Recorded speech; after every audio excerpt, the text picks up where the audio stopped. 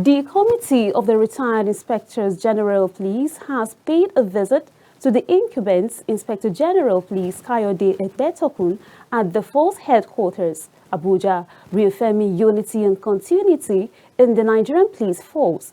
Retired Inspectors General of Police present at the meeting included Aliyu Atta, Sunday Ihenderu, Mike Okiro, Ogbonna Onovo, Suleiman Abba and Mohammed Deko Abubakar.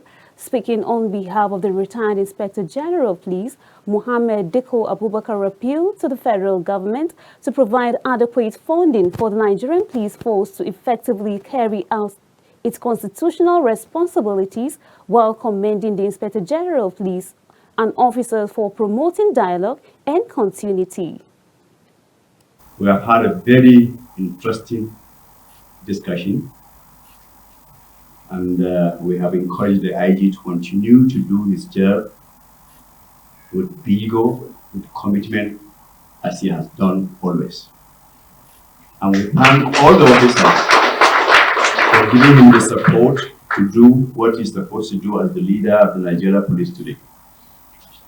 Lastly, we appeal to Mr. President to fund the Nigeria Police so that the police can take their lead position as security in this country, so that they can be able to take the challenges of safety and security in this country.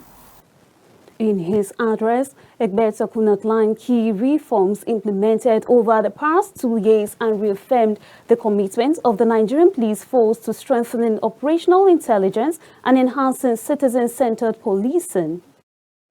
One of the major structural reforms we have implemented is the upgrading of our intelligence unit to the full status of a department in recognition of the central role intelligence plays in modern policing and proactive crime prevention. In the same vein, the legal unit of the force has now been elevated to a directorate, thereby strengthening our capacity for legal oversight, improved prosecution support, rule of law compliance, and institutional accountability. We have also made significant progress in the area of police health care delivery. Our medical unit has been upgraded to a directorate, and we have digitized our medical record system to improve efficiency, accessibility, and service delivery to personnel nationwide.